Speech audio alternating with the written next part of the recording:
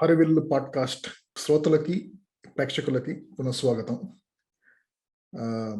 ఇది విహంగ వీక్షణం అనే శీర్షికతో చేస్తున్న సంభాషణలకి ఇది 2వ episode. Aditya, welcome back. Hello Nag గారు, అందరికీ నమస్కారం. బాగా బిజీగా ఉన్నట్టున్నారు. తిరుపతి, హైదరాబాద్ రకరకాలుగా తిరిగి దేవుళ్ళని దర్శించుకోవటం ఎక్కువైపోయినట్టుంది. మేము ఒక్కొక్క రోజు తిరుగుతున్నాము, మేము కనబడి తిరుగుతున్నాం. మీరు మొత్తం అంతా కవర్ చేస్తున్నారు, కనబడకుండా కవర్ చేస్తున్నారు. అది మీలో ఉన్న ట్రాక్. అది సో ఇంతకీ హైదరాబాద్ లో కనపడిన దేవుడు బానే ఉన్నాడా? చాలా బాగున్నారు. ఆయన ఇంకా మేము వైజాగ్ రాలేదు కాబట్టి కోపం మీద ఉన్నాం ఆయన తోటి. సో బట్ బాగుంది. గత కొన్నాళ్ళ నుంచి మన ట్విట్టర్ మిత్రులు అందరి తాలూకది హైదరాబాద్ లో కాన్స్టెంట్ గా మీటింగ్లు అవి పెట్టుకుని చాలా బాగుంది, సరదాగా ఉంది గత నెల రోజుల నుంచి. Nice to see.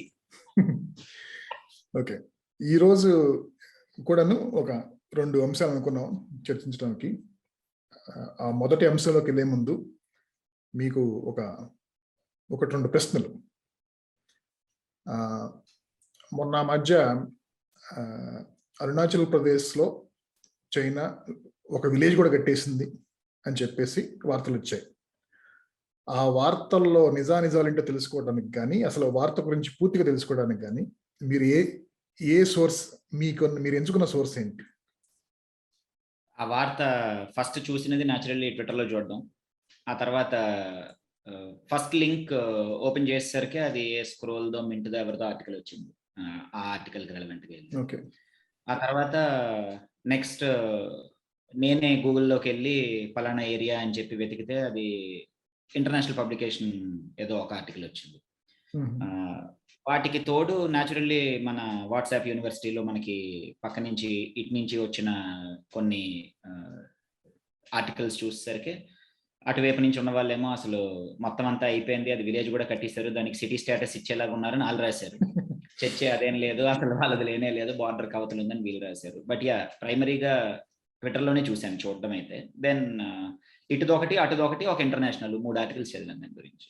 ఓకే.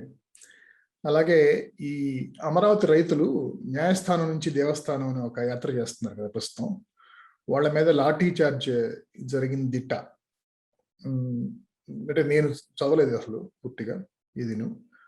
అది కూడా మీరు అది మీ చెవిన పడి ఉంటే కనుక ఆ విషయం, దాని గురించి కూడా ఏమన్నా కూలంకషాలు తెలుసుకోవడానికి ఏమన్నా వార్తాపత్రికలు కానీ వెబ్సైట్ కానీ చూసారా? అవును, ఫస్ట్ గా చూసినది మనకి లైక్ ఆల్వేస్ ట్విట్టర్లోనే. అయితే ఇందులో ఇందాకటి దానికి దీనికి చిన్న డిఫరెన్స్ ఏంటంటే, ఇందులో ఫస్ట్ హ్యాండ్ వీడియోలు మన ఫ్రెండ్ సర్కిల్లో ఉన్న వాళ్ళే పోస్ట్ చేయడంతో న్యాచురల్లీ కొంత ట్రస్ట్ ఫ్యాక్టర్ ఎక్కువగా ఉంది దాని మీద. మన వాళ్ళే కొంతమంది బాగా తెలిసిన వాళ్ళు, పర్సనల్ గా తెలిసిన వాళ్ళు మీరన్న ఈ యాత్రలో పాల్గొంటూ వాళ్ళే ఫస్ట్ హ్యాండ్ తీసి పెట్టడం. ఆ తర్వాత నెక్స్ట్ డే న్యూస్ పేపర్ లో దాని గురించి కవరేజ్ రావడం. బట్ మోస్ట్ ఆఫ్ ఇట్ నాకు ఇంటికి ఈనాడు వస్తుంది. సో ఓకే, అయితే మీరు టీడీపీ సోర్సెస్ ఫాలో అవుతున్నారు అన్నమాట. లేదు, ఇందులో 2 వచ్చాయి. అంటే ఇందులో వచ్చినది వీడియోయే కాబట్టి దిస్ ఇస్ స్లైట్లీ డిఫరెంట్. ఇందాకటిదైతే మనం దానికి we can name it that okay పలానా సోర్స్ అని చెప్పి. ఇది at least first hand video and morph చేసేసారు అనే అంత సీన్ లేదు దీనికి ఇంకా, బికాస్ ఇమీడియట్ గా వచ్చింది కాబట్టి. మరి అలాంటప్పుడు సాక్షి న్యూస్ పేపర్ కూడా వెళ్ళి చూడొచ్చు కదా దాని గురించి విషయాలు ఏంటని. అంటే మనకి ట్విట్టర్లో వచ్చినప్పుడు చాలా సార్లు వాళ్ళ న్యూస్ లింక్లు కూడా మన టైం లైన్ మీద వస్తూ ఉంటాయి కదండి. ఈసారి పర్టికులర్ గా ఏంటంటే చూసినప్పుడు మన ఫర్ ఎగ్జాంపుల్ నిన్ననే రమేష్ కందుల గారి తాలూకది ఆయన ఫోటోలు కొని పెట్టారు. ఆయన క్రెడిబుల్ సోర్స్ అని చెప్పి నాకు ఆయన మీద ఒక ఒపీనియన్ ఉంది that okay at least he will not be blatantly against అని చెప్పి ఏదో. సో నిన్న ఆయనే వచ్చి నన్ను ఇక్కడ ఆపేశారు పోలీసులు. తర్వాత అది అయిన తర్వాత నేను ఫలానా అని చెప్పి రుజువు చేసుకోవడానికి ఇంత టైం పట్టింది. ఆ తర్వాత నన్ను పంపించారు, యాత్రలో నేను కొంచెంసేపు పాల్గొనడం జరిగింది. సో ఇలాంటి వాళ్ళ నుంచి వచ్చినప్పుడు ఎస్, బట్ టైం లైన్ మీద చాలా సార్లు సాక్షి కూడా వస్తాయి. ఎందుకు రావండి? సాక్షి వస్తాయి, మార్ఫింగ్ బ్యాచ్ వస్తాయి. So you can see where I'm getting it. మన టైం లైన్ లో వచ్చేది మనం ఎవరైతే ఫాలో అవుతున్నామో వాళ్ళే వస్తాయి, అంతే కదా. మనం ఎవరిని ఫాలో అవుతాం? మన సేమ్ పాయింట్ ఆఫ్ వ్యూ ఉన్న వాళ్ళది ఫాలో అవుతాం. అది సోషల్ మీడియా సంబంధించి. యాక్చువల్గా ఇంకొకటి ఏంటంటే, సోషల్ మీడియాలో ఇంకొక రిస్క్ ఏంటంటే, ఒకటేమో మనం ఎవరైతే ఫాలో అవుతామో వాళ్ళే మనకు కనపడతాయి, వాళ్ళు పోస్ట్ చేసినవే.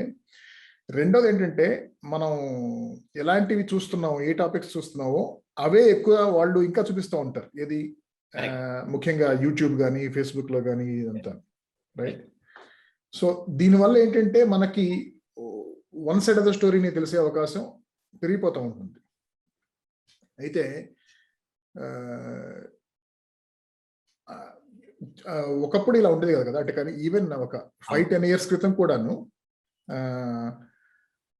ఒక ఫలానా జరిగింది ఈ స్టేట్ లో అంటే మన స్టేట్మెంట్ వదిలేసేయండి, ఎందుకంటే because too close to it, maybe we're too emotional about it, or we have our own biases and prejudices. కానీ ఫర్ ఎగ్జాంపుల్ ఉత్తరప్రదేశ్లో ఒక మంత్రి గారి, కేంద్ర మంత్రి గారి కొడుకు ఎజిటేటింగ్ ఫార్మర్స్ మీదకి తొక్కి చేశాడు బండి నడిపి. అలాంటి విషయాలు తెలుసుకోవాలంటే కూడాను మనం ఏ న్యూస్ పేపర్ చదివినా పర్లేదు అనుకునేవాళ్ళం. కానీ ఇప్పుడు ఎలా తయారైందంటే మనకి ఒక రకం న్యూస్ కావాలంటే కొన్ని ఛానల్స్ కానీ, టీవీ ఛానల్స్ కానీ, కొన్ని పత్రికలు కానీ, కొన్ని వెబ్ పోర్టల్స్ కానీ వెళ్తున్నాం. వేరే సైడ్ ఆఫ్ ద స్టోరీ కావాలంటే ఏమున్నాయి మనకు తెలుసు, అవి మాత్రం ఆ టైప్లోనే diametrically opposite views and news కూడా ఇస్తూ ఉంటాయి. కాబట్టి చాలాసార్లు మనం వాటి వైపు వెళ్ళం. సో ఈ పరిణామం ఇట్లా ఏంటంటే మనం ప్రపంచంలో కానీ, దేశంలో కానీ, రాష్ట్రంలో కానీ, రాజకీయాలకు సంబంధించి కానీ, కరెంట్ అఫైర్స్ సంబంధించి కానీ, ఎకానమిక్స్ సంబంధించి కానీ ఏదైనా న్యూస్ అండ్ అనాలిసిస్ కావాలనుకుంటే కనుక ఒకటేమో న్యూట్రల్ అనుకునే సోర్సెస్ తక్కువైపోయింది, అదొక బాధాకరమైన విషయం. రెండోదేమో మనం కూడాను ఈ వర్గం సోర్సెస్కే వెళ్దాము అనేసి మనం కూడా ఫిక్స్ అయిపోయి ఉన్నాం. అంటే as consumers of news and analysis, we also are not trying to get a 360-degree view of a particular incident or a topic, right? So ఇది మీ ఉద్దేశంలో మంచిదంటారా? చాలా మంచి టాపిక్ ఎంచుకున్నారు ఇవాళ మీరు. లాస్ట్ టైం నాతో చెప్పినప్పుడు స్టార్టింగ్ లో నాకు చిన్న క్విజ్ ప్రోగ్రామ్ ఉంటుందన్నమాట మీరు చెప్పలే. బట్ న్యూస్ పేపర్ మీరు అన్నట్టు ఒక 5-10 సంవత్సరాల క్రితం వరకు కూడా ప్రాబబ్లీ 10 years అనుకుంటే మనం ఒక టైం లైన్ లాగా మెజారిటీ శ్రోతలందరూ కూడాను at least last 10 years they should be able to recollect. కాబట్టి అనుకుంటే కూడా మనకి ఇంటికి ఖచ్చితంగా న్యూస్ పేపర్ వచ్చేది, రోజు మార్నింగ్ దాంతో మొదలయ్యేది. చాలా మంది ఇళ్ళకి 2 న్యూస్ పేపర్లు వచ్చేవి. హిందూ పేపర్ చదవాలి అనేది, ఇంగ్లీష్ రావాలనుకున్న వాళ్ళందరికీ it was a standard thing, at least in south India. మనకి టైమ్స్ ఆఫ్ ఇండియా మాకు వైజాగ్కి ఈవినింగ్ ఎడిషన్ వస్తే అది కూడా సబ్స్క్రైబ్ అయ్యి చాలా మంది చాలా సంవత్సరాల పాటు ఈవినింగ్ ఎడిషన్ నడిచింది వైజాగ్కి. హైదరాబాద్ సాయంత్రం వచ్చేది మాకు. సో అంటే people wanted news, they wanted to consume news. తర్వాత మనకి సాయంత్రం ఇంట్లో ప్రతి ఇంట్లోని కూడాను ఈటీవీ న్యూస్, ఎప్పుడు ఎలా అయితే మన చిన్నప్పుడు దూరదర్శన్ న్యూస్ ప్రతి ఇంట్లో స్టాండర్డ్ గా రాత్రి మోగేదో, ఏ ఇంటి బయట నుంచి ఉన్నా కూడాను దూరదర్శన్ తాలూకా టెరటే అని లోగో ప్రతి ఇంటి బయట వినబడేది కదా మనకు అప్పట్లో. అలాగా ఈటీవీ న్యూస్ ఆల్మోస్ట్ తెలుగు రాష్ట్రాల్లో at least it kind of replaced it. చాలా మంది ఇళ్లలో సాయంత్రం 8 o'clock ఖచ్చితంగా మనం న్యూస్ చూడాలి. 9 o'clock తాలూకు అది ఆంధ్ర వన్ ఏదో ప్రోగ్రామ్ వచ్చేది కదా, అదొకసారి కంప్లీట్ దీనికోసం చూడాలి అని చెప్పి ఒక జనాల్లోని it was kind of standard. It was a given that everyone will consume the same news. చాలా మంచి మాట అన్నారు మీరు ఇందాక. సో నెక్స్ట్ డే మాట్లాడుకోవడానికైనా కూడా, దాని గురించి అనాలిసిస్ కైనా కూడా at least we're presented with one set of facts. ఆ వన్ సెట్ ఆఫ్ ఫ్యాక్ట్స్ ని ఎవరి దీనికి తగ్గట్టు వాళ్ళు దాన్ని అనలైజ్ చేసుకుని దాని గురించి ఒక ఒపీనియన్ ఫార్మ్ చేసుకోవడానికైనా, చర్చించుకోవడానికైనా అవకాశం ఉండేది. బట్ నౌ సాడ్లీ అంటే మరి that is kind of the price of progress ఏమో. The set of facts themselves are different. అంటే వీఆర్ ఇంతకు ముందు కూడా మనకి grey area has always been there కదా. కాకపోతే మీడియా తాలూకా పవర్ చాలా పెరిగిపోయింది గత ఇన్ని సంవత్సరాల్లోని. We have all seen it first hand కదా మనం. Media can make or break అన్నది ఎప్పటి నుంచో ఉండేది, వాళ్ళదే కాదు అది. It has always played a very pivotal role. కానీ దాని తాలూకా పవర్ హ్యాస్ యాక్చువల్లీ ఇంతకు ముందు ఓన్లీ ఇంటెలెక్చువల్ సర్కిల్స్ లో మాత్రమే దాని తాలూకా ఇంపాక్ట్ ఉండి it used to percolate down to the layman on the ground. ఇప్పుడు అలా కాదు కదా, everyone is a direct consumer. దానితోటి ఎస్పెషల్లీ సోషల్ మీడియా వచ్చాక నేను I was looking at report. Reuters వాడు ఏం చెప్పాడంటే ఇండియాలోని last year 73% people have consume news only on their mobile phones అన్నారు. అంటే with no other source, no newspaper, no TV. అంటే ఎంతమంది టిక్కులు పెట్టారు, where all do you consume news అని రాయిటర్స్ వాడు చేసిన సర్వేలోని 73% only said mobile phones. Now when you say mobile phone, the kind of news మనం కన్జ్యూమ్ చేస్తున్నది is automatically predefined కదా, దానికి తగ్గట్టు మొబైల్ ఫోన్ లో వాళ్ళు ఏదైనా న్యూస్ పేపర్ పోర్టల్ కి అయితే వెళ్ళుండ్రు వాళ్ళు. కరెక్ట్ మెజారిటీ అదే రాస్తుంది. చాలా మటుకు the biggest 2 sources of news in India are YouTube and WhatsApp. రెండు తప్పే సాడ్లీ. అంటే బిగ్గెస్ట్ 2 న్యూస్ సోర్సెస్ అని ఎలాగంటాం వాటిని? Neither of them is actually a news source per se కదా. Coming back to what you were saying, ఇప్పుడు ఒక well rounded opinion రావడానికి ఇట్ ఇస్ దానికి ఎఫర్ట్ పెట్టాల్సి వస్తుంది. ఇంతకు ముందు ఒక బయాస్ కోసం ఎఫర్ట్ పెట్టాల్సి వచ్చేది.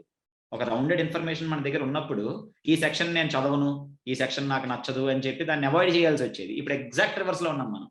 ఒక well rounded source, in fact I don't think we have a well rounded source. ఎంతో కొంత దాంట్లోని bias has crept in. So whether we see even Doordarshan to that matter, Doordarshan evadu chodda I guess, but even if we see that government taluka sanukulata dantlo kuda kanabaddam. So oka source lonchi consume chesukodam annadi I guess we will talk more about it anyway in this podcast. Me opinion dani gurinchi what do you think? అదే ఏంటంటే media ఒకప్పుడు కంటే, అంటే నేను చెప్పేది main stream media గురించి మాట్లాడుతున్నాను, అంటే వార్తాపత్రికలు. ఒకప్పుడు కంటే ఇప్పటికి వాటి విలువలు కూడా బాగా దిగజారిపోయినాయి. అది కానీ ఇప్పటికీ ఎక్కువ శాతం వార్తాపత్రికల్లో వచ్చే వార్తలు నేను అనుకోవటం ఏంటంటే వాళ్ళు ఎవిడెన్స్ని ఒకసారి రూఢీ చేసుకుని, అలాగే బోత్ సైడ్స్ కానీ లేకపోతే ఎవరి గురించి అయితే ఆ విషయం రాస్తున్నారో వాళ్ళతో మాట్లాడి వాళ్ళ సైడ్ స్టోరీ కూడా, అంటే వాళ్ళది కూడా కోట్ చేయటం, వాళ్ళు ఏమన్నారు అనేది. అంతవరకు అంటే ఒక మినిమం ఒక మెకానిజం ఉండేది, స్టాండర్డ్ మెకానిజం ఇప్పటికీ ఉందనుకుంటున్నాను వార్తాపత్రిక మెయిన్ స్ట్రీమ్ మీడియాకి సంబంధించి అయితే కనుక. కానీ ఈ యూట్యూబ్ వాట్సాప్లో అయితే కనుక దాంట్లో అక్కడ ఇంకా ఫ్యాక్ట్ చెక్ కానీ taking quotes from alternate sources or multiple sources కానీ అసలు ఆ ప్రాసెస్ లేదు కదా దాంట్లో. ఓకే, సో ఇందువల్ల ఏమవుతుందంటే ఒకటేమో అదే అన్ని అద్భుత కల్పనలతోనే జనాల పర్సెప్షన్ మార్చేస్తున్నారు బేసికల్గా. రెండోది ఇంకా బాధాకరమైన విషయం ఏంటంటే చాలా మందికి ఇప్పుడు తెలుసు ఈ సోర్స్, అది వాట్సాప్ అయితే కానీ, లేకపోతే అది ఒక ఈనాడు పత్రిక అయితే కావచ్చు, ఒక సాక్షి పత్రిక అయితే కావచ్చు, ఒక స్వరాజ్య అయితే కావచ్చు. అక్కడికి వెళ్తే వాళ్ళ బయాసెస్, ప్రిజుడిసెస్ ఏంటి, సో వాళ్ళు ఒక న్యూస్ స్టోరీ సంబంధించి అన్ని వైపులా నిజాలు కనుక్కొని ప్రచురిస్తారా లేదా, చెబుతారా లేదా అనేది వాళ్ళు తెలుసు. అయినా కూడా మనం అక్కడికి వెళ్తున్నాం, దాన్నే పూర్తిగా నిజమని విశ్వసిస్తున్నాం అనమాట. అది చాలా విచిత్రంగా ఉందన్నమాట. ఎందుకంటే ఒక ఎగ్జాంపుల్ చెప్తాను. మొన్న మా క్రికెట్ వాట్సాప్ గ్రూప్లో ఈ కోహ్లీ మీద మా గ్రూప్లో ఉన్నవాళ్ళు, నా ఫ్రెండ్స్, వాళ్ళు కోహ్లీ మీద బాగా రెచ్చిపోతున్నారు. అంటే యాక్చువల్గా కోహ్లీ సరిగా ఆడినందుకు, ఇండియా టీం కూడా సరిగా ఆడినందుకు వాళ్ళు యాక్చువల్గా చాలా ఆనందపడుతున్నారని అర్థం అవుతుంది. ఎందుకంటే కోహ్లీ దీపావళి గురించి ఎలా చేసుకోవాలో వాడు మాకు చెప్పటం ఏంటి, వాడు మిగతా వాళ్ళ పంటలకు చెప్పాడా అనేది. ఓకే, ఇంకా దాని తర్వాత నేను ఆ డిస్కషన్ ఎక్కడ క్రికెట్ నుంచి ఇంకెక్కడికో ఇలా వేరే దారి తీసుకుని, ఇంకా నేనేమో మరి ఇలా కోహ్లీని, షామీని ట్రోల్ చేయటం కానీ, దాని తర్వాత షామీని వెనకేసుకొచ్చినందుకు కోహ్లీని ట్రోల్ చేయటం కానీ, దీని మీద మీ ఒపీనియన్ ఏంట్రా అంటే, అలా ట్రోల్ చేసిన వాళ్ళందరూ యాక్చువల్గా వాళ్ళు పాకిస్తానీ బాట్స్, వాళ్ళు అక్కడి నుంచి వచ్చాయి, సో వాళ్ళు కావాలని రైట్ వింగర్స్ని బద్నాం చేయడానికి ఇలా చేస్తున్నారు అని చెప్పేసి. అవునా అంటే వాట్ ఈస్ యువర్ సోర్స్ అంటే, మై సోర్స్ ఈజ్ ఓప్ ఇండియా అన్నాడు అనమాట. సో ఓపెన్ ఇండియా బయాసెస్ తెలుసు కదా నీకంటే. తెలుసు. కానీ ఉన్న వాటిలో నాకు అదే నచ్చుతుంది. ఇప్పుడు నువ్వు వేరేదని చెబితే కనుక అది యాంటీ రైట్ వింగ్ అయి ఉండొచ్చు కదా అనేది. అంటే సో బేసికల్గా తనకు కూడా తెలుసు అనమాట. నాకు తెలిసింది 100% నిజం కాదు, కానీ నాకు కావాల్సిన నిజాన్ని అందించడానికి కొంతమంది న్యూస్ సోర్సెస్ ఉన్నాయి, నేను వాటి దగ్గరికి వెళ్తానని చెప్పేసి. సో అక్కడ నాకు దాని గురించి నాకు ఒక ఫండమెంటల్ ప్రశ్న వచ్చింది అనమాట. ఏంటంటే why are we trying to fool ourselves అనేది కాన్షియస్లీ. అంటే ఫర్ ఎగ్జాంపుల్ మనం ఒక కారో ఒక ఇల్లు కొనడానికి కానీ, లేకపోతే ఒక కంపెనీలో జాబ్ తీసుకోవాలా లేదా ఆఫర్ అనేది, దానికి మనం అన్ని రకాల 360 డిగ్రీ వ్యూస్ కానీ, ఒపీనియన్స్ కానీ, సజెషన్స్ కానీ తీసుకుంటాం. ఓన్లీ వన్ సైడ్ వైపు నుంచి ఆలోచించి ఏ పని చేయం లైఫ్లో. కానీ ఇలాంటి న్యూస్, ముఖ్యంగా ఈ న్యూస్ వల్ల మనం ఓట్లు వేసే విధానం కానీ, లేకపోతే చాలా పాలసీస్ మన డైలీ లైఫ్లో గవర్నమెంట్ పాలసీస్ మనం ఎఫెక్ట్ చేస్తూ ఉంటాయి. అది పెట్రోల్ ప్రైసెస్ కావచ్చు, లేకపోతే ఇన్కమ్ ట్యాక్స్ కావచ్చు, ఏదైనా కానీ. సో అసలు వాటి గురించి మనం ప్రొటెస్ట్ చేయడానికి కానీ, లేకపోతే వాటిని అభినందించడానికి కానీ, ఏదైనా సరే ఇలాంటివి అన్నీను మన పర్సెప్షన్ డిపెండ్ అయి ఉంటుంది. ఇది అంటే గవర్నమెంట్ రూలింగ్ పార్టీ మీద ఉన్న పర్సెప్షన్తో మనం ఏదైనా సరే వాళ్ళు చేసేది ప్రతిదీను గుడ్డిగా సమర్థించడం, వ్యతిరేకించడం చేస్తున్నారు చాలా మంది. ఆ రూలింగ్ పార్టీ మీద కానీ, అపోజిషన్ పార్టీ మీద కానీ ఉన్న అభిప్రాయం ఎలా ఏర్పడుతుంది? ఇలాంటి న్యూస్ అండ్ అనాలిసిస్ వల్ల. సో మనం ఒక విషయం మీద అభిప్రాయం ఏర్పరచుకోవడానికి మనం అసలు నిజాన్ని అన్ని వైపుల నుంచి చూసి తెలుసుకోవాలనే ప్రయత్నం చేయకుండా, కేవలం ఒక సైడ్ ఆఫ్ ద స్టోరీనే చూడటానికి ఎందుకు ఇష్టపడుతున్నాం అనేది నాకు కొంచెం విచిత్రంగా ఉంది చూడటానికి. మనం చాలా సార్లు మంచి ఎగ్జాంపుల్స్ 2 కోట్ చేశారు. I come back to them. అది వెరీ రెలవెంట్ ఎగ్జాంపుల్స్ మీరు కోట్ చేసింది. మనం చాలా సార్లు బ్రెయిన్ వాష్ అయిపోయారు అంటూ ఉంటాం కదా. ఆఫెన్ అట్లీస్ట్ లాస్ట్ 7-8 ఇయర్స్లోని ఖచ్చితంగా అది గట్టిగా వాడుతున్న పదం. మొత్తం అంతా నేను బ్రెయిన్ వాష్ చేసేసారా నీ వింగ్ వాళ్ళంతా. ఎవరు చేయలేదు, మనమే చేసుకున్నాం. ఎవరు చేయక్కర్లేదు కదా. There are sources available. వాటిని మనం ఇగ్నోర్ చేసి మనకు కావాల్సిన ఆ ఈకో ఛాంబర్లోనే అందులో దూరాం. మనకు కావాల్సిందే అలాగ అరకులో బుర్రా గుహల్లో అరిచినట్టు మనకి వెనక్కి వినబడుతుంది. మనం దాన్నే మనకు కావాల్సిన కాలేజ్ గ్రూపుల్లో సర్కిల్లో పెట్టుకున్నాం. బట్ మీడియా గురించి స్పెసిఫిక్గా, మనం న్యూస్ కన్సంప్షన్ గురించి స్పెసిఫిక్గా మాట్లాడుకుంటున్నాం కాబట్టి, ఎప్పుడైతే మనకి వీ హ్యావ్ ఇప్పుడు కాదు, నాకు గత 5 ఏళ్ళ నుంచి కూడా ఇది చాలా తమాషాగా ఉంది. ఇది మనకి ట్విట్టర్లో ఓపెన్గా జనాలతోటి కొంత ఫ్రీడమ్ జనాలకు వచ్చి, yes come on I want to express myself అని వాళ్ళు వచ్చిన తర్వాత, అటువైపు వాళ్ళకి చాలా స్ట్రాంగ్ గా ఉంది. మనకు కూడా ఒక స్ట్రాంగ్ న్యూస్ సోర్స్ కావాలి అని చెప్పి ఓపెన్ గా మాట్లాడుకోవడం మీరు చూసుంటారు. ప్రతి పార్టీ వాళ్ళకి మనకి ఒక మౌత్ పీస్ కావాలి అంటే ఏంటి? ఆబ్వియస్ గా మనం ఏంటంటే, మన న్యూస్ తయారు చేసుకోవడానికి మనం చేస్తున్నది సరిపోవట్లేదు, రెండో వాళ్ళ తాలూకది గట్టిగా ఉంది.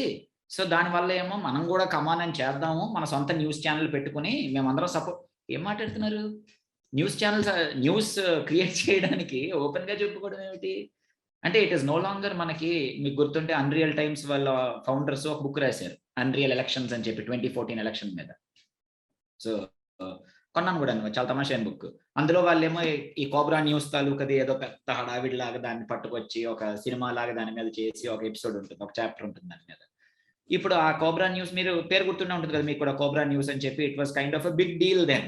ఆ తర్వాత Prashant Kishor institutionalized it of course, కానీ but it has become accepted కదా, that okay, the news that we consume, ఇందాక మీరు అన్నది, to repeat that, the news that we consume is not real, but it is my version of reality and I'm happy with it. నేను ఇంటికి I will only watch these 2 channels and get only this newspaper, or I will only watch this channel and get this newspaper, which will echo my feeling. Adi national level lo avvachu, state level lo avvachu, enta laga ayipindante there is no source. Indak meer adigina question దగ్గరికి, first మీరు అడిగిన దానికి ఎలా తెలుసుకుంటాం? ఇప్పుడు పోనీ మనం గాని ఓకే ఇంటర్నేషనల్ చదువుదాము అనుకుంటే, న్యూయార్క్ టైమ్స్ తాలూకాది పట్టుకొస్తే అది తప్పు అని చెప్పి మనకి నెక్స్ట్ డే మార్నింగ్ సరికి వాట్సాప్‌లో వచ్చేస్తాయి. దే ఆర్ కంప్లీట్‌లీ అగైన్స్ట్, అసలు ఇదంతా భూతం, అవి శవాలే కాదు, అదంతా కూడా ఉత్తిగా అక్కడ దుప్పట్లు కప్పారంతే ఏరియా మొత్తానికి. ఆడేమో పైనుంచి ఫోటో తీసాడు అని చెప్పి. అవునా? Then Washington Post is completely biased. వాళ్ళేమో బైడెన్ చేతిలో ఉన్నారు. ఏం నమ్మాలి? అల్ జజీరా అల్ జజీరా అసలు కానే కాదు. అది దానికన్నా ఘోరమైనది ఇంకొకటి లేదు. టైమ్స్ ఆఫ్ ఇండియా నమ్మం, హిందుస్థాన్ టైమ్స్ నమ్మం, అన్ని కూడానేమో లేదు they are in this pocket అంటాం. సో ఏం చేస్తారు? So where else should you go? Oh we launched our own Swarajya and OpIndia. స్వరాజ్యకి నేను సబ్స్క్రైబ్ అయ్యా, వాళ్ళు నా ఆర్టికల్స్ పబ్లిష్ చేశారు. So I been an author with them. అయితే వాళ్ళ ఆ స్వరాజ్యలోని నిన్న మన ఎడిటర్ ప్రసన్న విశ్వనాథన్ ఒక ట్వీట్ పెడితే చూశారు. జైబీఎం మీద రివ్యూ రాశారు. అంతా ఒకలాగా చెప్పింది కాబట్టి మనం దానికి ఆపోజిట్ గా చెప్పాలి. అందరూ బాగుందన్నారు కదా. సో మనం పట్టుకొచ్చి అందులోని చర్చ అసలు కానే కాదు, దీనంత ఘోరమైనది ఇంకొకటి లేదు, అందులోని ఆ ఇన్స్పెక్టర్ పేరు మార్చేసి వాళ్ళు మొత్తం హిందుత్వానికి అగనిస్ట్ గా వెళ్ళిపోయారు. అసలు విలన్ ఆ పోలీసే కాదు, వాడి చేత పెట్టించిన వాడు విలన్. ఆ సినిమా చూసిన వాడు ఎవరికైనా అర్థం అవుతుంది. సిస్టమ్ లోని వాడు ఒక కాగ్ మాత్రమే, వెరీ స్మాల్ కాగ్. వాడికి ప్రమోషన్ దానికి లింక్ పెట్టారు అని చెప్పి మీరు జైబీఎం చూసుంటే చూసారా? సో అలాగా వాడు ఒక కాగ్ అన్న దగ్గర నుంచి వాడిని రామ్మూర్తి చేశారు, విన్సెంట్ ని పట్టుకొచ్చి అని చెప్పి మొత్తం అంతా దాని మీద పట్టుకొచ్చారు. దానికి వాట్సాప్ లో ఇంత చాటంత వస్తున్నాయి. ఇందాక మీరు చెప్పిన ఫ్రెండ్స్ లిస్ట్ బ్యాచ్ వాళ్ళందరూ పెడతారు దానికి. Now it is obvious that you are trying to play to your audience. ఇది కొత్తదేం కాదు. నాకు చాలా ఇవాళే కాదు, మొదటి నుంచి కూడా నాకు తమాషాగా ఏమనిపించింది అంటే, ఇంటికి స్పిరిచువల్ మ్యాగజైన్స్ వచ్చేవి. ఇప్పుడంటే మ్యాగజైన్ కల్చరే పోయింది కాబట్టి, in fact so much so that Vipula Chitra లాంటివి కూడా ఆఖరికి ఈనాడు పబ్లికేషన్స్ వాళ్ళు ఆపేయాల్సిన స్టేజ్కి వచ్చేసాం కదా మనం, ఇంకా ఆపేశారు కదా. So it is a losing fight. అది మిగిలినవి కూడా పాపం వాళ్ళందరూ అవుట్ ఆఫ్ పాకెట్ రన్ చేస్తున్నారు అని మీకు నాకు కూడా తెలుసు, మనం డొనేట్ చేసిన కాజెస్ కూడా ఉన్నాయి కాబట్టి. బట్ ఆ చిన్నప్పుడు స్పిరిచువల్ మ్యాగజైన్స్ వచ్చినప్పుడు దాంట్ లోపల యాడ్స్ చూస్తే మనం అగరొత్తులు, లేకపోతే సాంబ్రాణి పొడి, పూజకి ఆవు నెయ్యి, బికాస్ ఆడియన్స్ అది కదా. లేకపోతే చార్ధామ్ యాత్ర సదర్న్ ట్రావెల్స్ వెనక అతల బ్యాక్ పేజ్ లో ad, north India Kailash Mansarovar పట్టుకెళ్తామని ఒకటే యాడ్. ఆడియన్స్ అది కదా. So it has always been like that okay ఈ ఆడియన్స్ కి ఈ ప్రొడక్ట్ మనం పిచ్ చేద్దాము అని చెప్పి. But now our philosophy has become a product. Let us pitch our philosophy to this audience, drag them deeper into that echo chamber, and they cannot go out. మనం consume చేస్తున్న news ఇప్పుడు web లోకి వచ్చేసాము, జనాలందరూ news paper ఆపేశారు, ఇంట్లోని cable TV చాలా మంది ఆపేశారు, టాటా స్కైలో డిష్లు అవి డియాక్టివేట్ చేసేసుకున్నాం. బికాస్ ఇంటర్నెట్ లోనే మనకి మెజారిటీ అన్ని కడుతున్నాం కాబట్టి డబ్బులు చాలా మంది ఆ పని చేసాం కదా మనం దాంట్లో. నా అందులోకి వెళ్ళి చూసిన పోనీ ఈటీవీ న్యూస్ ఇప్పటికి కూడా ఉంది. ఈటీవీ న్యూస్ ఉంది, TV5 న్యూస్ ఉంది, ఎన్టీవీ న్యూస్ ఉంది, సాక్షి న్యూస్ ఉంది, అన్నీ ఉన్నాయి కదా ఆన్లైన్లో తెలుగు గురించి మనం మాట్లాడుకునేటట్లయితే. సో అందులోకి వెళ్ళినప్పుడు చూస్తే ఆ న్యూస్కి ఏమో 6,350 వ్యూస్ ఉంటాయి. నేను సాయంత్రం టెలికాస్ట్ అయిన జబర్దస్త్ ప్రోగ్రామ్కి 1.2 crore వ్యూస్ ఉంటాయి.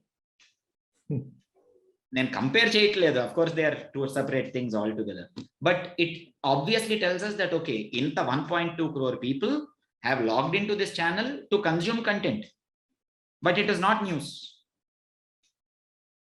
అంతమంది ఉన్నారు, అంతమంది చేతిలో ఫోన్లు ఉన్నాయి, కంప్యూటర్లు ఉన్నాయి, టీవీలో స్మార్ట్ టీవీలు ఉన్నాయి, అంతమందికి ఇంటర్నెట్ యాక్సెస్ ఉంది. 1 డేలో చూసేసారు ఎంత. బట్ ఆ న్యూస్ మాత్రం అంతే వెళ్ళింది. అంటే దానికి if we take ETV news as the gold standard in Telugu అంటే ఉన్న వాటిలోకి మరి ఇప్పటికి కూడా ఐ గెస్ కొంతవరకు న్యూట్రల్ అదేనేమో అన్న అజంప్షన్ తో నేను మాట్లాడుతున్నాను. I could be wrong, you may correct me. Because obvious గా రెండో వైపు వాళ్ళకి పుల్ ఉన్నా ఏ గవర్నమెంట్ ఉంటే దానికి తగ్గట్టు చిన్నది వాళ్ళకి ఒక మెనూవరింగ్ ఆయనకు అలవాటు ఉంది కాబట్టి. సో వాళ్ళకి at least they try to be well rounded కదా కొంతవరకు. అవునవును, అదే అంటే బేసికల్ గా జనాలకి ఇన్ఫోటైన్మెంట్ అంటే పేరుకి అది ఇన్ఫోటైన్మెంట్ కానీ ఎంటర్టైన్మెంట్ వాళ్ళు ఎక్కువ ఏదైనా సరే.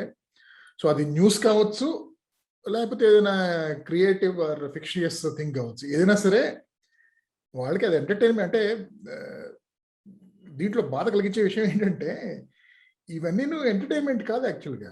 అంటే these are serious things, politics అనేది కానీ ఇలాంటివి.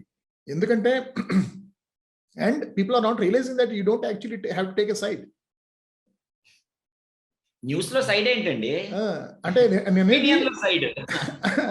అంటే నేను అనేది people are consuming news which helps them reinforce their belief in the party that they have already chosen.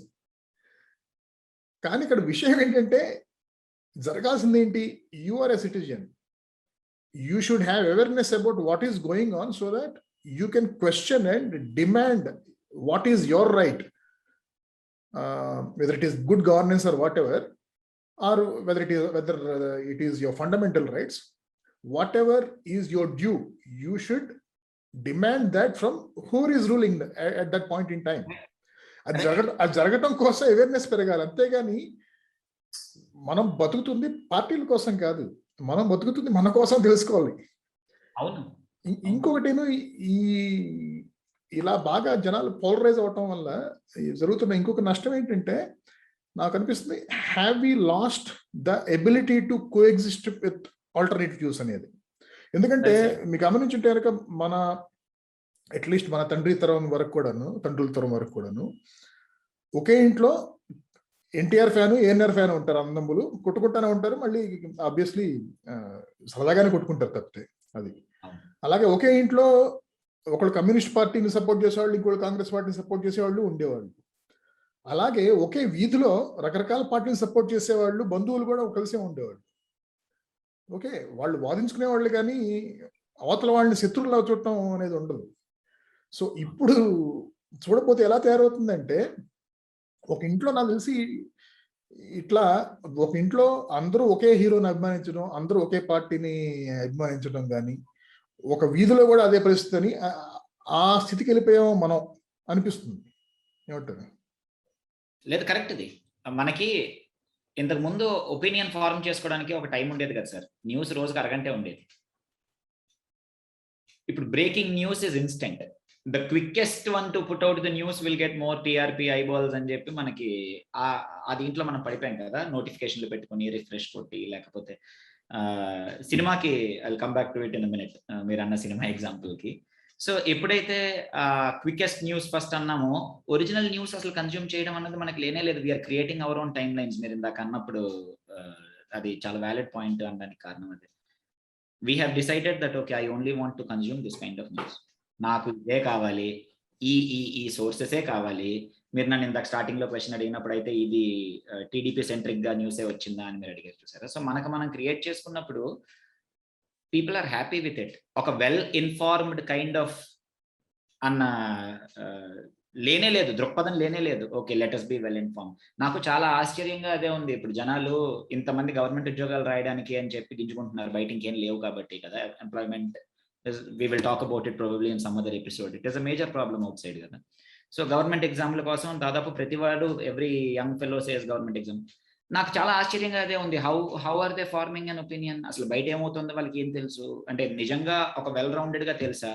If we ask our own Twitter లో ఉన్న మన బ్యాచ్ లోనే మనం కానీ ఒక పోల్ నిర్వహించి, లేకపోతే ఒక స్పేసెస్ నిర్వహించి కానీ మనం అడిగితే, ఈ 3 రాజధానులు అన్నది మనకి ఈ స్టేట్ కి మోస్ట్ ఇంపార్టెంట్ ఇష్యూ కదా. అది మనకి అడిగితే they will either talk about this or they will talk about that.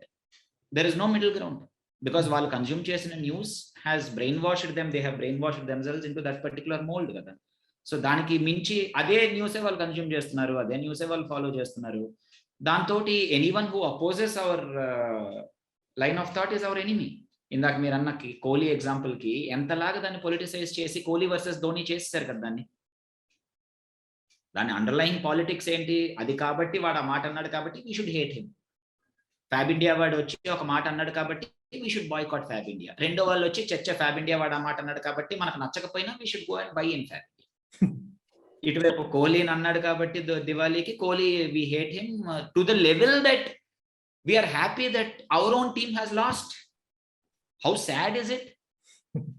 Final గా తేలింది ఏంటి? వాడు మన హైదరాబాద్ కొన్నాడని తేలింది మనకి. మనలో చాలా మందికి ఈ విషయం తెలుసు, మనం ఎప్పటి నుంచో మాట్లాడుకుంటున్నాం ఇది. ఎవరే గట్టిగా అరవకండి, మీకు తెలియదు. మనం ఎన్నోసార్లు, ఐ రిమెంబర్, మీరు, నేను, మన కొంతమంది ఫ్రెండ్స్ కూడాను, we been fighting against this anonymity online కదా. దట్ అంతలాగా దానికి ఓవర్ బోర్డ్ వెళ్ళిపోకండి, అది కొట్టేస్తుంది మనకి. కనబడింది ఫైనల్ గా. ఇప్పుడు ఏమంటున్నారు, ఏమనగలరు? లేదు, నాకు వీడు కాదు కాబట్టి, కోహ్లీ నాకు నచ్చలేదు కాబట్టి నేను ధోనికి భజన కొడతాను, because I want something to correspond to. Generic view ఏమిటింది అంటే టీం ఓడిపోయింది, చాలా బాగా ఓడిపోయింది, నిన్న పాకిస్తాన్ ఓడిపోయింది, ఓడిపోయేసరికి అప్ప చూసారా మీరు అందరూ పాకిస్తాన్ ఓడిపోవాలి అంటే దేర్ ఇస్ నో స్పేస్. ఇందాక మీరు అన్నది ఎంత మంచి మాట, అది కో ఎగ్జిస్ట్ అన్న మాట వాడారు మీరు. We do not allow people to co exist because రోజుకి ఒక అరగంట న్యూస్ కన్జ్యూమ్ మనం చేసుంటే మనం లేచున్న మిగిలిన 12 గంటలు ఈ న్యూస్ ని అసిమిలేట్ చేసుకొని మిగిలిన కైండ్ ఆఫ్ ఒపీనియన్స్ మనం రిసీవ్ చేసుకోవడానికి మనకు ఒక టైం స్పేస్ ఉండేది.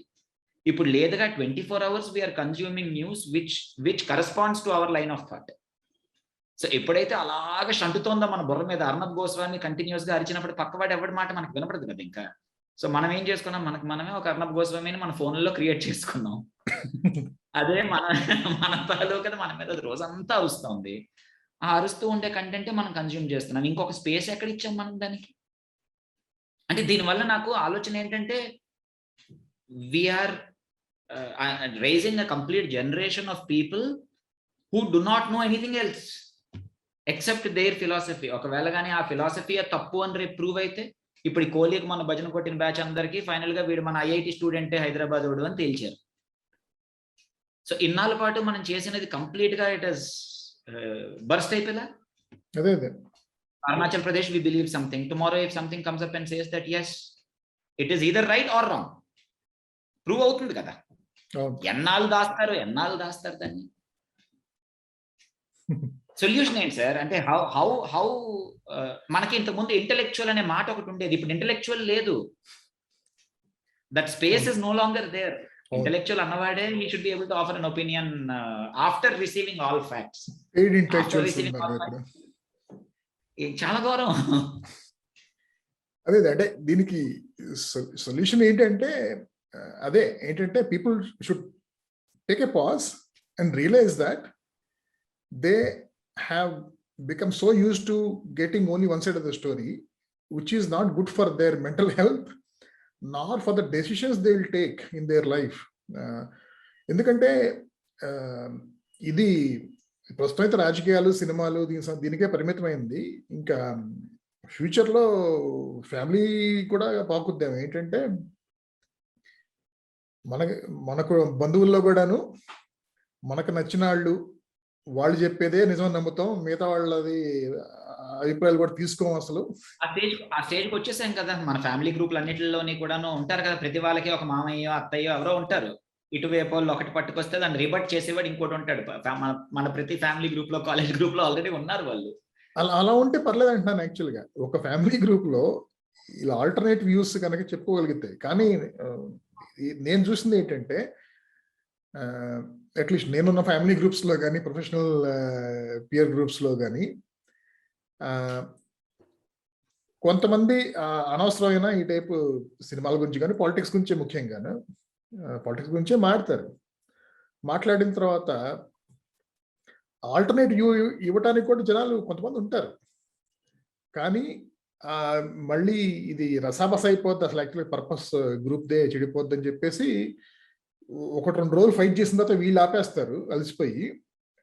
కానీ ఇంక వాళ్ళు దాన్ని ఓకే ఇంకా కంటిన్యూస్గా ఒక సైడే వస్తూ ఉంటుంది అనమాట. సో దానివల్ల ఏమవుతుంది, నచ్చని వాళ్ళు గ్రూప్ వచ్చి బయటికి వెళ్ళిపోతారు. సో అప్పుడు ఇంకా ఆ గ్రూప్ ఎలా తయారవుద్ది? That group becomes truly very homogeneous people made up of certain ideology.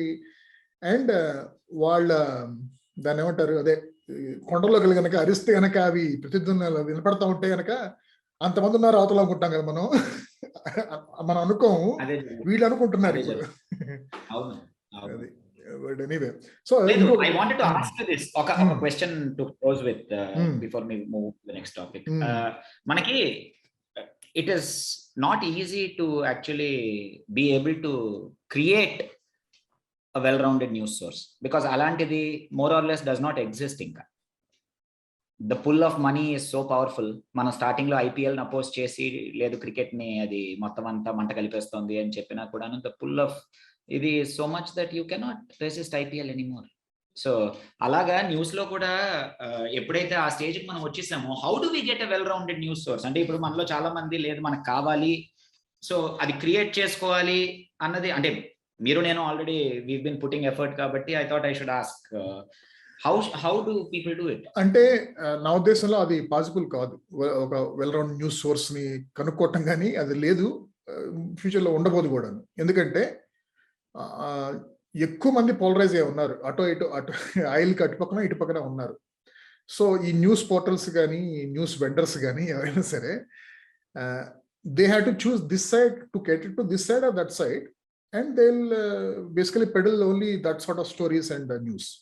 Okay, neutral గా ఉండే వాళ్ళు చాలా తక్కువ ఉన్నారు కాబట్టి వీళ్ళ కేటర్ చేయడానికి doesn't make economical sense. You can actually you should rather choose one of the two sides and do that అనేది నా ఉద్దేశం. ఏంటంటే ఇంకా అలాంటి సోర్స్ లేకపోయినా కూడాను, if we want truth, we can actually read both stories and makeup our own mind.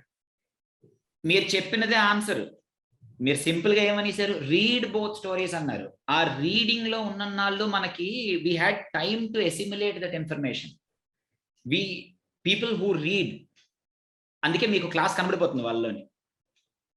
News consume చేసే విధానం మనం మారిపోయింది అని మొదటి నుంచి మాట్లాడుకుంటున్నట్టు, mobile base, video base, WhatsApp లో ఏదో ఒపీనియన్ చిన్న 20 సెకండ్ లో మొత్తం అంతా అని చెప్పి, మనకి 1 minute లో రౌండ్ అప్ లో 90 న్యూస్ స్టోరీస్ కొట్టాడు మనకి అని చెప్పి అది చూసి, సో అండ్ మీరు అన్న నాటకాలు, బాత్ టబ్ లో పడుకోవడాలు, ఫ్లైట్ క్రాష్ అయిపోవడాలు, యాక్టింగ్లు చేయడాలు, దానికి ఎప్పుడైతే ఇన్ఫోటైన్మెంట్ చేసేసుకున్నాం, people who read more or less, reading will be less sensational అని నా ఒపీనియన్.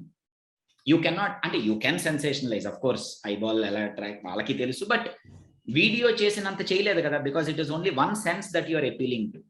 మొత్తం అంతా మనకి విజువల్ గా అది చదవడం కాబట్టి, I think one answer that you just gave easiest అందరికి చేయడానికి is to consume at least some portion of news మనం కన్జ్యూమ్ చేసేది through reading rather than just watching. అవును, అంటే నా ఉద్దేశంలో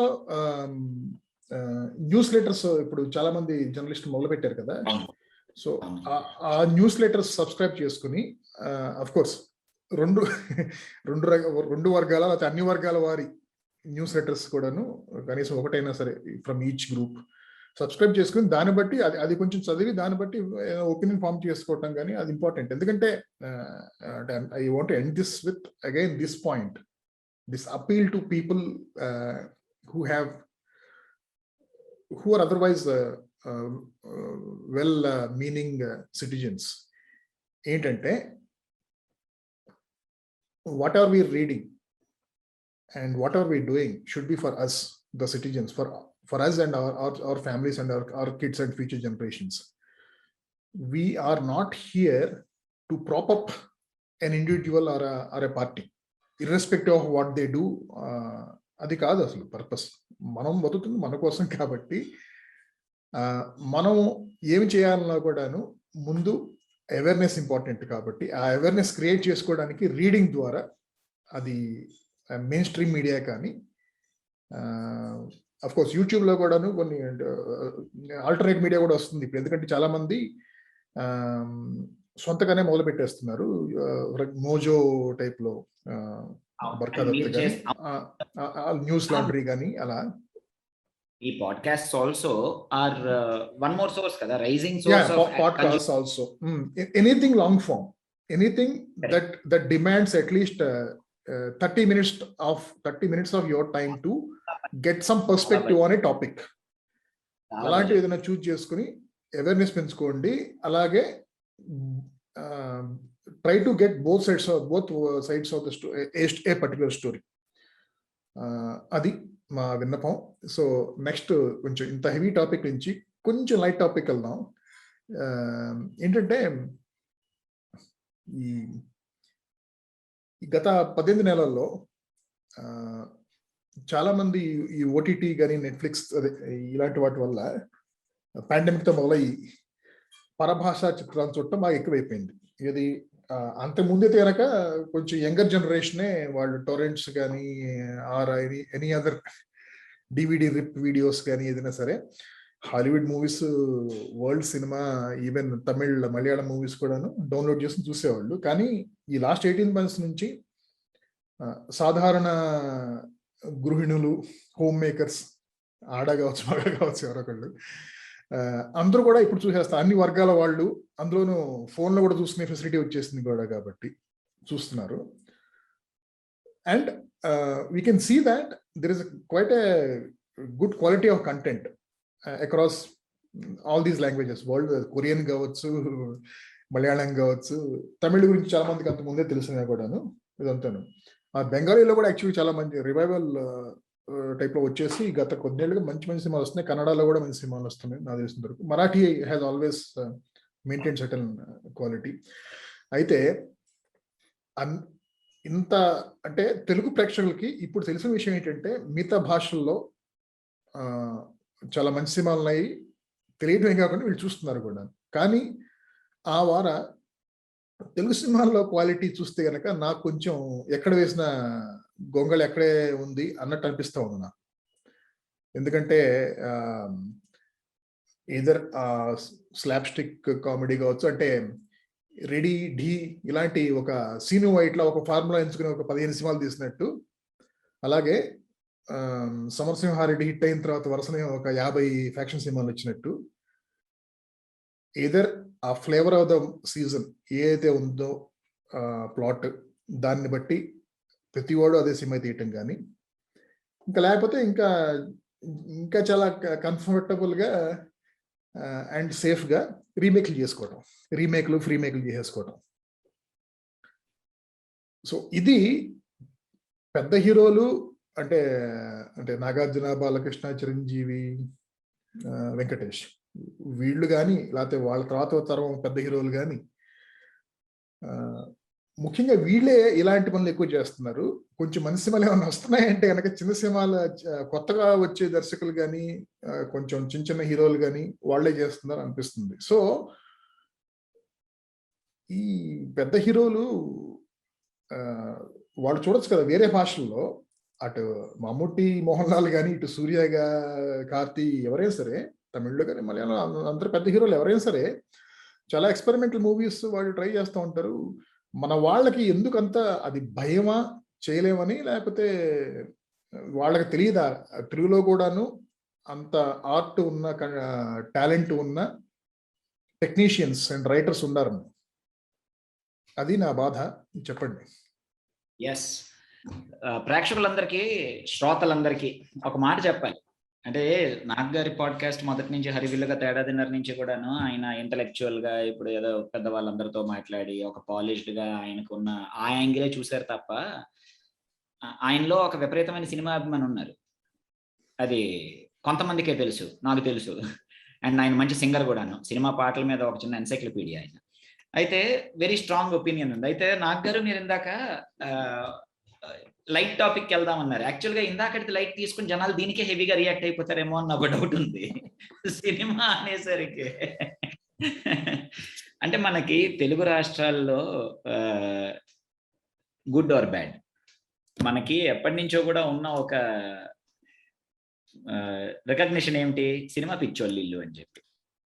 ఇవాళే కాదు, అది మన అర్లియర్ జనరేషన్ అప్పటి నుంచి కూడా అది ఉన్నదే. సో తెలుగు అంటే సినిమా పిచ్చోళ్ళు. ఇంకా పాలిటిక్స్ మోరర్లెస్ 80s 90s లోనే మనకి పాలిటిక్స్ పిచ్చెక్కింది. అంతకు ముందు వీ హ్యాడ్ కాస్ట్ బేస్డ్ పిచ్చి, ఆంధ్రుల హక్కు, స్టీల్ ప్లాంట్, లేకపోతే మనకి ఒక హక్కు ఒక రీజనల్ అదేదో ఉండేది మనకి caste based. But it was not politics like we know now. But cinema అప్పటి నుంచి ఉంది మనకి. తెలుగోడు అంటే సినిమా పిచ్చోడు. ఇప్పుడు 2 రాష్ట్రాలు మనం అయిపోయాం కాబట్టి మనకి 2 ఐడెంటిటీ ప్లేస్లు, తెలంగాణకి ఆర్టీసీ క్రాస్ రోడ్స్, మనకి ఆంధ్రాకి గాజువాక్ సెంటర్, లేకపోతే విజయవాడలో కూడా ఒక సెంటర్ ఉండే గాంధీనగర్. అలాగా మన వాళ్ళు ఫస్ట్ డే మైకులు పట్టుకెళ్ళిపోయి ఆ సెంటర్లు అక్కడ జరిగే హడావిడి, it has become part of our growing up. మన అందరం కూడా ఫస్ట్ డే సినిమాలు చూసాం. అవును, మీరు ఐఐటి ఐఐఎం బ్యాచ్లు కదా, మీరు ఫస్ట్ డే సినిమాలు చూసి కాగితాలు ఇసిరిన సందర్భాలు అవి ఉన్నాయా, లేకపోతే మీరు పాష్ గా పైన కూర్చునే వాళ్ళ బాక్సుల్లో? కాగితాలు ఇస్తారులే కానీ మామూలుగా జనాలను తొక్కుకుంటా వెళ్ళి టికెట్లు తీసుకోవటం, జనాల పైనుంచి నడుచుకుంటూ వెళ్ళి టికెట్లు తీసుకోవటం ఇలాంటివి చేశాను. అయితే పర్వాలేదు అనమాట. ఐఐఎంలు వాటికి వెళ్ళినా కూడాను అయితే మీలో కూడా ఒక కమాన్ కరుడు కట్టిన సినిమా తెలుగు ఉన్నాడు అనమాట కొంచెం.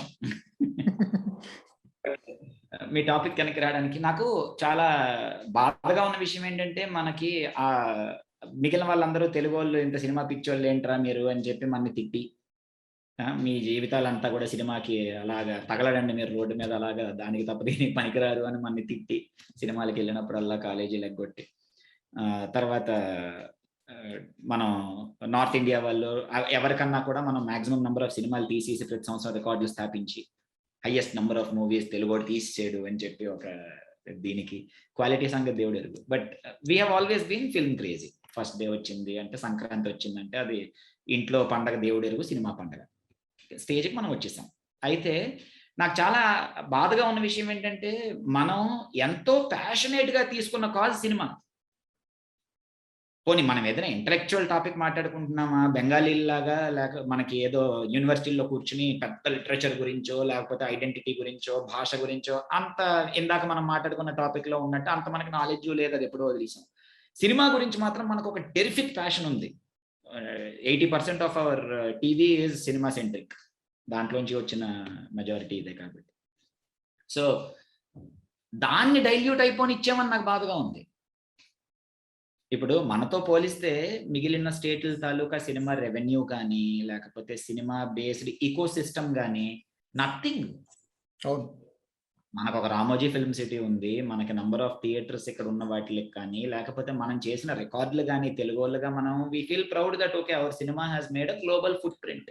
అంటే ఈకో సిస్టమ్ అంటే not only ecosystem for making films, demand side కూడాను అంతమంది తెలుగు వాళ్ళు, తెలుగు సినిమాలు చూసే తెలుగు వాళ్ళు, మిగతా వాళ్ళు కూడా ఉన్నారు world wide. World wide NRI audience మనకి ఎంత రిలీజ్ ఉంది. ఫారెన్ లో మనం $1 million cinema was kind of great achievement. చిన్న చిన్న సినిమాలు చేసేస్తున్నాయి ఇప్పుడు $1 million. సో మన వాళ్ళే అక్కడికి వెళ్ళి వాళ్ళ సినిమాలు ప్రొడ్యూస్ చేసి, అంటే it has formed around it has become part of our culture, our identity. ఎప్పటి నుంచో ఉంది, అది ఒక స్టేజ్కి ఇప్పుడు వచ్చింది, ఇంకా కూడా పెరిగిపోయింది. దాని తాలూకు మార్కెట్, తెలుగు సినిమాలకు ఉన్న మార్కెట్ ఏ సినిమాలకి లేదు, అది అందరికీ తెలిసిన విషయమే కదా.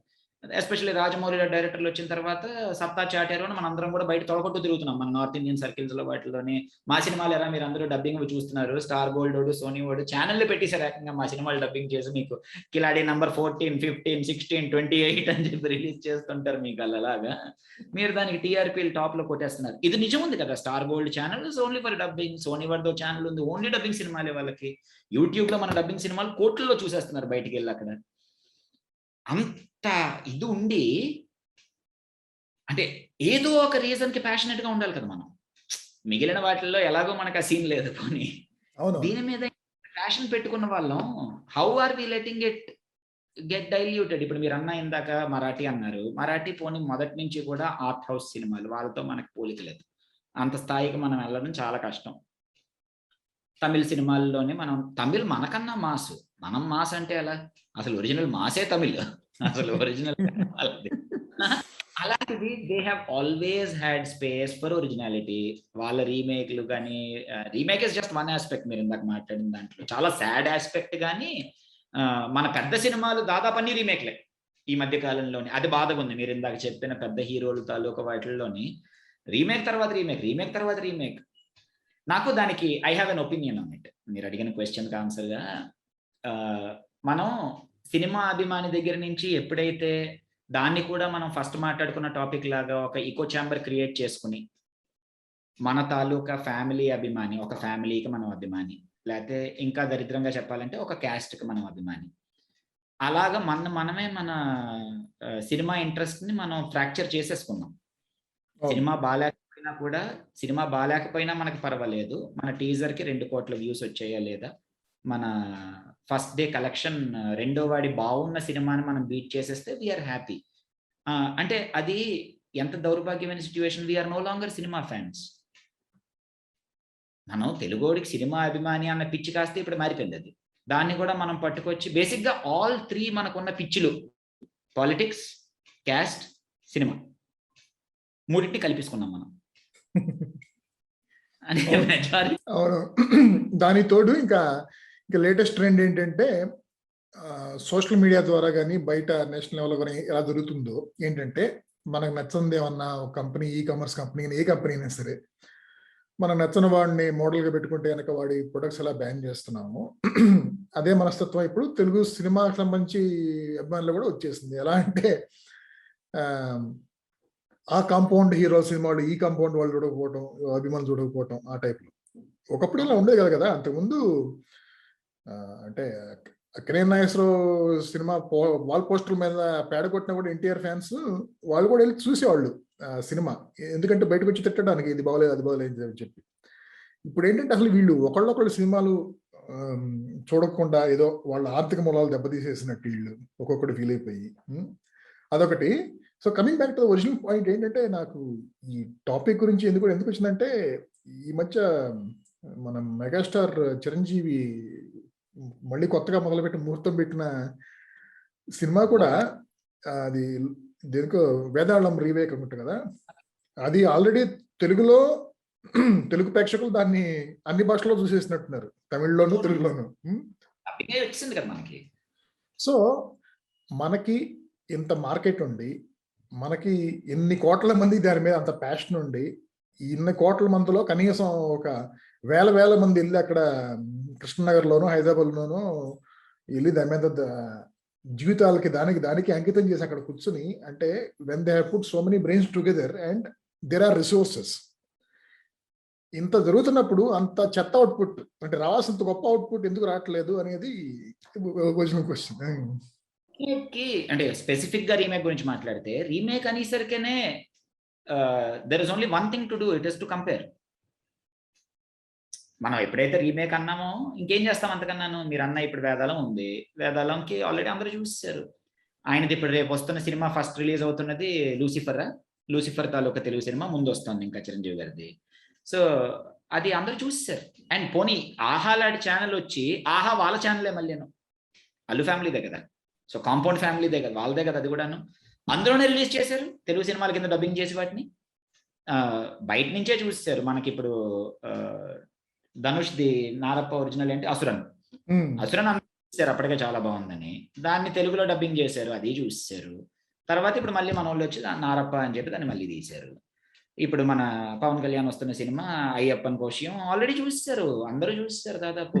మళ్ళీ దాన్ని పట్టుకొచ్చి లేదు మనం రీమేక్ చేద్దాం అంటే 40 కోట్లు పెట్టి 60 కోట్లు తెచ్చుకుందాం, అంతకన్నా ఐ డోంట్ సీ ఎనీ అందులో క్రియేటివిటీ. మన వాళ్ళు వచ్చారు, తమన్ మంచి మ్యూజిక్ కొట్టారు, కరెక్ట్, ఇది అందరూ చేస్తున్న పని, ఎవరి గురించి ఏం కాదు. అది స్పెసిఫిక్ గా రీమేక్ల గురించి మాట్లాడుకుంటున్నాం కాబట్టి, ఎక్కువ వాళ్ళు చేశారు కాబట్టి మనం ఆ ఎగ్జాంపుల్స్ కోట్ చేసుకుంటున్నాం అంతే. ఎందుకంటే మనం కూడా చూస్తున్నాం కదా. అవును, అంటే ఇక్కడ నాకైతే అర్థం కావట్లేదు, అంటే అంటే ఈ పెద్ద హీరోల మనసులో వాడు ఎలా ఆలోచిస్తారని నాకైతే తెలియదు, కానీ నా వైపు నుంచి ఆలోచిస్తే కనుక నేను అనుకుంటాను they have the star power. Okay, so అలాంటప్పుడు they can actually make even a average subject work because they have the star power.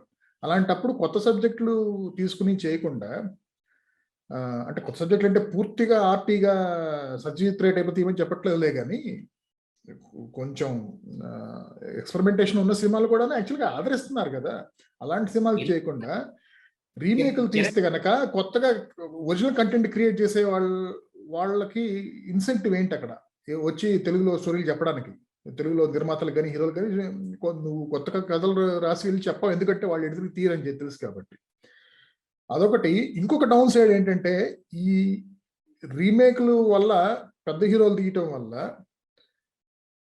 చిన్న సినిమాలకు మళ్ళీ థియేటర్లు దొరకవు మళ్ళీ. సో చిన్న సినిమాలు థియేటర్ దొరకట్లేదు, ఆ ఇబ్బందులు తెలుసు కాబట్టి చిన్న సినిమాలు కూడా తీయరన్నమాట, తగ్గిస్తారు. అంటే ఏంటంటే తెలుగులో ఒరిజినల్ కంటెంట్తో క్రియేట్ చేసే సినిమాలు రాను తగ్గిపోతున్నాయి.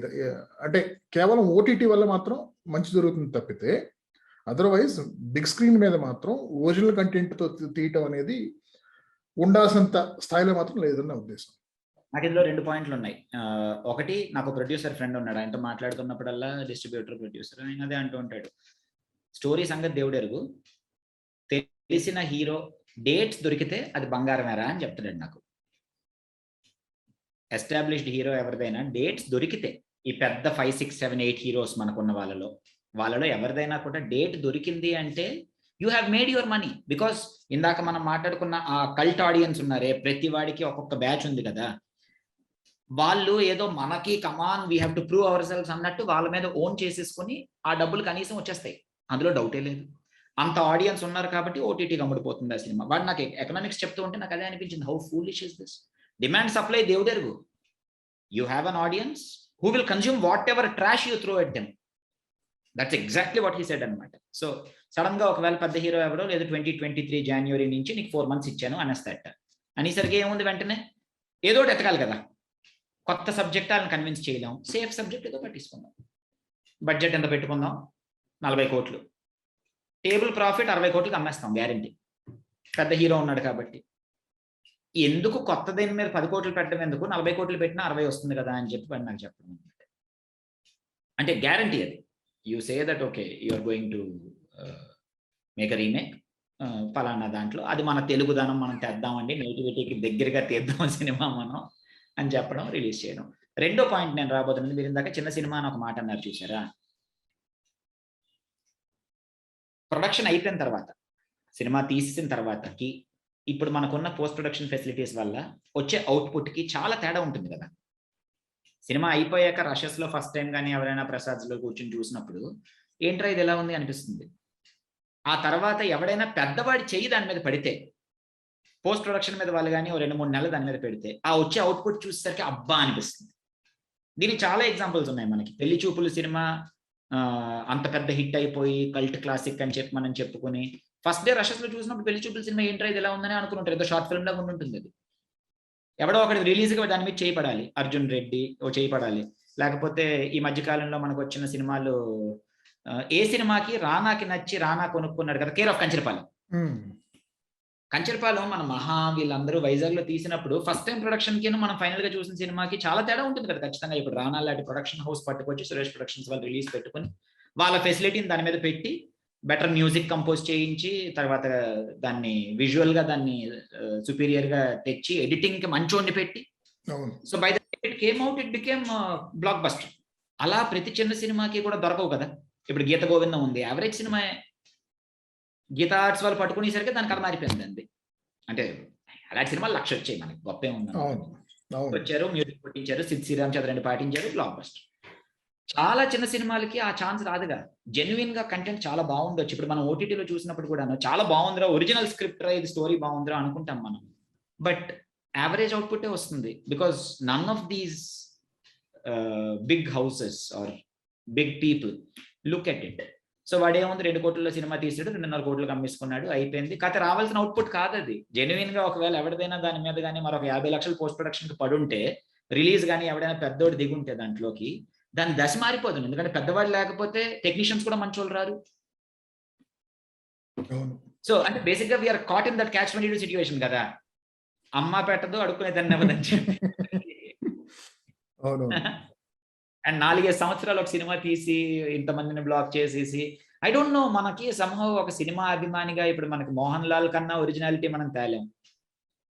మోహన్ లాల్ ఎప్పుడు కూడాను అంత పెద్ద స్టార్ అయినా కూడాను మనకు ఉన్నంత మార్కెట్ ఆయనకే ఉన్నా కూడా he is never caught up in an image. మన వాళ్ళు for some reason they not been able to come out of that image. I guess again ఇందాక మనం మీడియాలో మాట్లాడుకున్నట్టే, జనాలు వాంట్ దట్ అతి,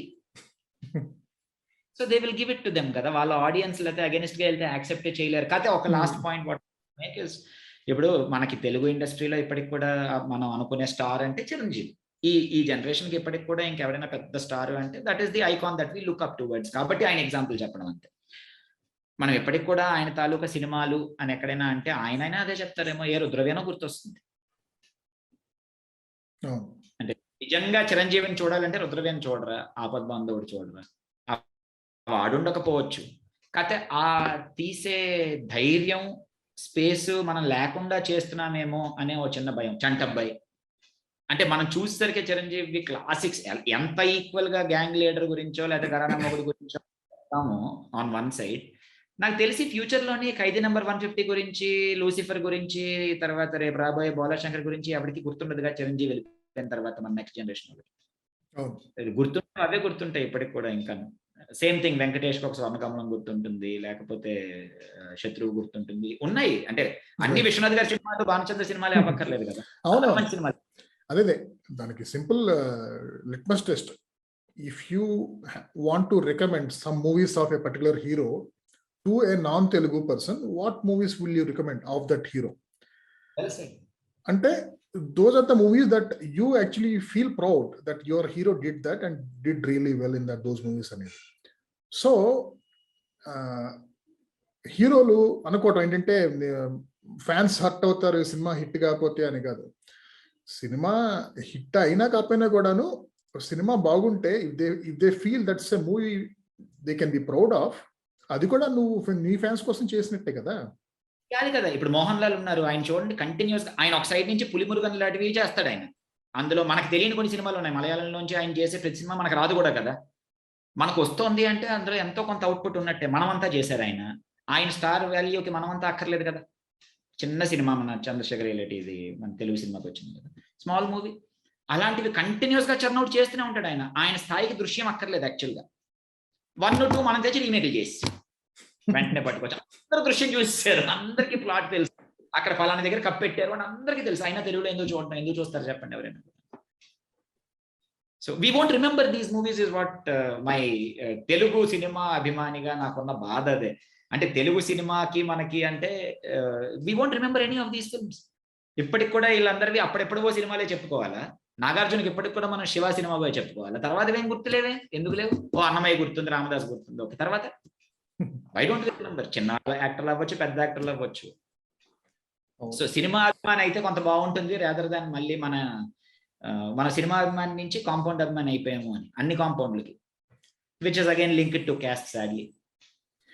సో మన బాధ దుగ్ధ జనాలకి అర్థమవుతుందని ఆశిస్తూ, అలాగే ఏ హీరో అభిమానులు కూడాను మీ ఇంటి మీద దాడి చేయరని ఆశిస్తూ